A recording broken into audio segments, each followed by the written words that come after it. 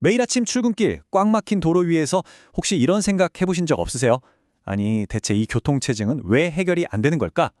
오늘 이 시간에는요, 바로 그 질문에 대한 답을 한번 찾아보려고 합니다. 이 풍경 정말 너무 익숙하죠? 우리나라 경제의 심장부인 수도권이 마치 거대한 주차장처럼 멈춰서 있는 모습 말이에요. 우리는 이걸 거의 일상처럼 당연하게 여기고 있지만 어쩌면 이건 당연한 게 아닐지도 모릅니다. 네, 바로 이겁니다. 이 지긋지긋한 교통체증요, 사실은 지난 수십 년간 이어진 어떤 정책적인 선택이 만들어낸 결과물일 수 있다는 거죠. 도대체 이게 무슨 얘기인지 지금부터 한번 제대로 파헤쳐 보겠습니다. 우선 수도권 교통이 왜 이렇게 마비 상태에 이르렀는지 그 원인을 정책 이야기에서부터 찾아봐야 합니다.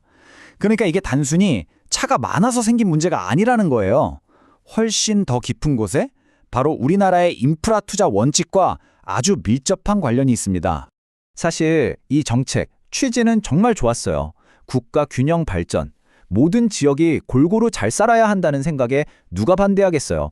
그래서 도로, 항만, 철도 같은 사회 간접 자본, 우리가 SOC라고 부르는 것들에 대한 투자를 수도권보다는 지방에 더 집중하는 기조를 쭉 유지해 왔던 거죠. 근데 바로 여기서부터 문제가 꼬이기 시작하는 겁니다. 모두를 위한 공평함이라는 이상하고 성장을 이끌어야 한다는 현실 사이에서 말이에요. 그래서 이 문제는 결국 굉장히 오래된 논쟁으로 이어집니다. 바로 효율성이냐 형평성이냐 하는 문제죠. 우리에게 주어진 한정된 자원을 어떻게 쓰는 게 국가 전체에 가장 이로울까? 이 오래된 질문이 바로 수도권 교통 문제의 가장 핵심에 자리 잡고 있습니다. 자, 경제학 교과서를 보면 이론은 아주 간단합니다. 이 슬라이드에 나오는 것처럼요. 먼저 교통 인프라에 투자를 딱 타면 기업들 물류 비용이 줄어들겠죠? 그럼 시장도 더 넓어지고요. 자연스럽게 생산성도 올라가고 궁극적으로는 국가 전체의 GDP가 성장한다. 이런 아주 합리적인 그림인 거죠.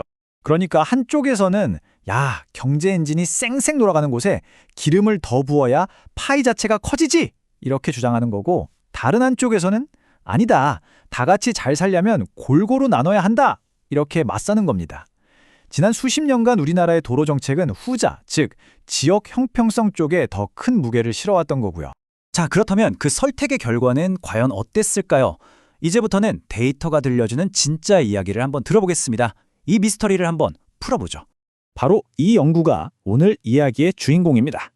2021년에 경기연구원이 나선 거예요. 이 오래된 논쟁, 우리가 데이터로 한번 끝을 보자 하고 말이죠. 과연 효율성과 형평성 중에 무엇이 국가 전체에 더 이로운 선택이었을까요? 이 연구가 왜 특별하냐면요. 바로 측정 방식을 바꿨다는 점이에요. 한번 생각해 보세요. 2차선 도로 10km랑 8차선 도로 10km. 이게 같을까요? 당연히 다르죠. 수속 능력에서 하늘과 땅 차이잖아요. 근데 기존 연구들은 이거 그냥 똑같은 길이로만 봤던 거예요. 하지만 경기연구원은 차로수를 곱해서 실제 도로가 감당할 수 있는 용량을 개선한 거죠. 와, 정말 스마트하죠? 이 작은 차이가 나중에는 어마어마한 결과의 차이를 만들어냅니다. 자, 이 숫자를 한번 보시죠. 정말 놀랍지 않나요?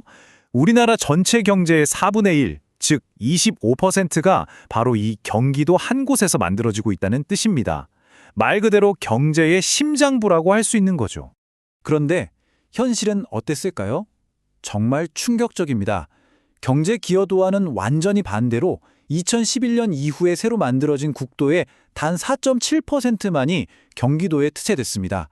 다시 말해서 국가 경제의 25%를 책임지는 지역이 투자에서는 완전히 외면당한 거예요. 이게 바로 지역균형 발전이라는 정책의 현실이었던 거죠. 자, 그렇다면 이 데이터들이 내린 최종 판결은 무엇이었을까요? 과연 경제 엔진에 연료를 붓는 게 맞았을까요? 아니면 골고루 나누는 게 맞았을까요? 드디어 결론입니다. 이 그래프가 모든 걸 말해줍니다. 도로에 투자했을 때 경제 성장, 즉 GRDP가 얼마나 늘어나는지를 봤더니 수도권에 투자했을 때의 효과가 다른 지역보다 월등히 높게 나타난 겁니다. 그러니까 똑같은 돈을 투자해도 수도권에 투자하는 게 국가 전체적으로는 훨씬 더 큰 경제 성장 효과를 가져온다는 게 데이터로 딱 증명된 거죠. 경기연구원의 경고는 그래서 아주 단호하고 또 무섭기까지 합니다. 쉽게 말해서 지금처럼 경제 심장부인 수도권의 혈관, 이 교통 인프라를 막히게 놔두면 이건 그냥 수도권만의 문제가 아니라 대한민국 전체의 성장 엔진이 꺼져버리는 결과로 이어질 수 있다는 그런 얘기입니다. 물론 그렇다고 해서 다른 지역에 대한 투자를 다 끊자는 얘기는 절대 아닙니다. 그게 아니에요. 핵심은 이거예요. 가장 강력한 엔진이 멈추지 않고 계속 힘차게 돌아가야 거기서 나오는 성장의 온기가 다른 지역으로도 퍼져나갈 수 있는 거 아니겠어요? 더 큰 그림을 보자는 아주 중요한 제안인 거죠. 결국 우리는 맨 처음 던졌던 질문으로 다시 돌아오게 됩니다. 내일 아침 여러분과 제가 또다시 그 꽉 막힌 도로 위에 서 있게 될까요? 어쩌면 그 답은 공정함과 성장이라는 이 두 가지 중요한 가치 사이에서 우리 사회가 어떤 똑똑한 균형점을 찾아내는지에 달려 있을 겁니다. 효율이냐 형평성이냐 이 풀기 어려운 방정식을 현명하게 풀어내는 것, 어쩌면 이게 오늘 우리에게 남겨진 가장 큰 숙제가 아닐까 싶습니다.